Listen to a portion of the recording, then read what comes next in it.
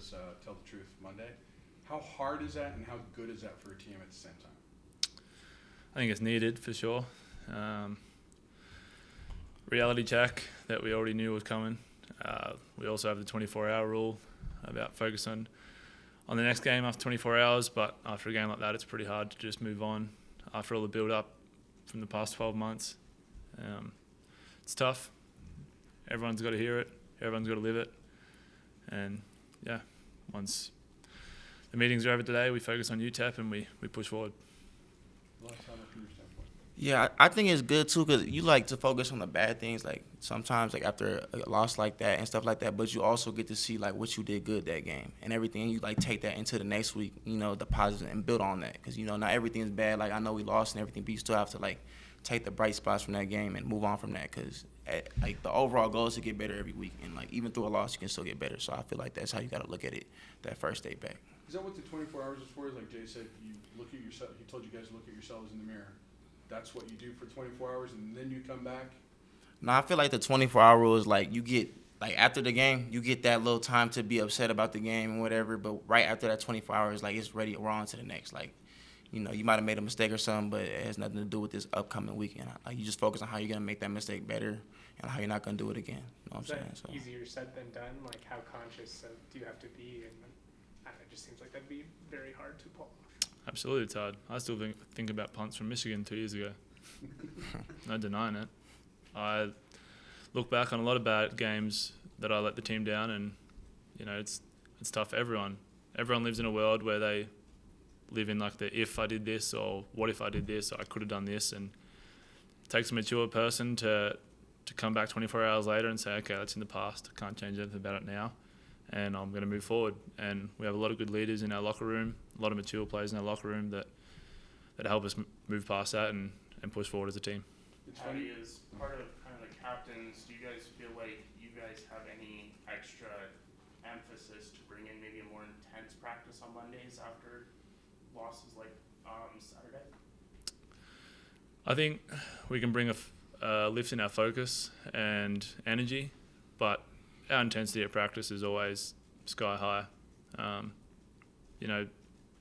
From my position, when we come onto special teams periods, the energy is just flowing. So from a captain's standpoint, as long as we can increase the focus, the energy will be there, and we'll be pretty seamless.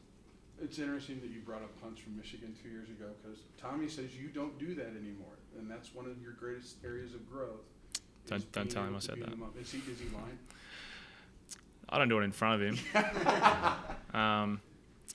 No, I do think I've grown in that area. I think I compared myself a lot to other people and tried to prove a lot of people wrong from those early days. Whereas these days, I've got so much love for my teammates. I've got so much love for Coach Novell, Coach Perry, and my close family and friends. They're the people I'm trying to prove right. I'm sick of trying to prove people wrong because I'm just never gonna get everyone on my side. So I'm proving the people that are around me right because they've been with me every step of the way. As a kid that never had kicked an American football before, Tommy's also pretty convinced you don't give yourself enough credit for the improvements that you've made. How are you at that? I mean, there's got to be a level of pride in the growth that you've seen out of your physical abilities these last couple of years. Doesn't matter. I just want to help the team and win. Well, as defensively, I guess, obviously there's a young defensive line in some ways. How much are you guys still trying to work in sync of, obviously, how they can impact the back end of things, and how do you feel the progress has come in the first, 3 weeks this season? I feel like as a complete defense, like we have some new players like myself. I'm a transfer. We have a couple of transfer corners and stuff like that. So I just feel like as a whole collective, we're all still learning how to play together. It's only been the third week. And I feel like we actually had like good stretches in games where we've done very well. I just feel like we have to just put together like a more complete like performance. We do very good every game in the beginning, and I feel like it's just us keep working at it. We're just gonna keep getting better and start meshing and start learning each other and how each other plays more. And I feel like it'll just come together in the long run as long as we just keep putting in that work. How much does some of the timing, if you will, with some new teammates, obviously you can practice it, but how much do you need kind of game reps to figure out who's just gotta be aware, and you know how they react to situations. Yeah, I think especially in the back end, trust is a big thing. You know what I'm saying? So if you're like practice is one thing, but the game is a whole nother aspect and stuff like that. So just knowing like where that person's gonna be, if he's supposed to be helping you or something in the post or something like that. Just I feel like just knowing that just comes from experience and like being in the actual like game with that person. So I feel like that trust factor is only gonna continue to get better and stuff like that. And I feel like we have good leaders in the back end with like Hank and Jack and stuff like that, where that'll be a more like a faster process and stuff like that. Because I already have trust in those guys, but just those game reps will just continue to just be more like practice as we keep going and stuff like that. Jay was talking about the secondary being more aggressive in its coverage. Is that a technique thing, or is that more of a mindset thing, in your opinion? That's a mindset thing.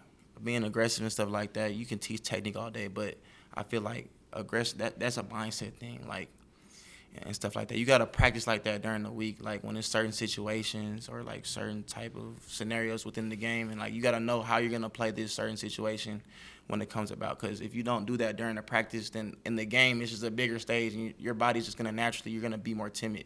So that's where I feel like you got to treat practice like it's a game and So stuff is like that that. something you collectively do as a secondary, like starting today, you talk about this is the way we want to approach coverage, and you have to go about it that way this week?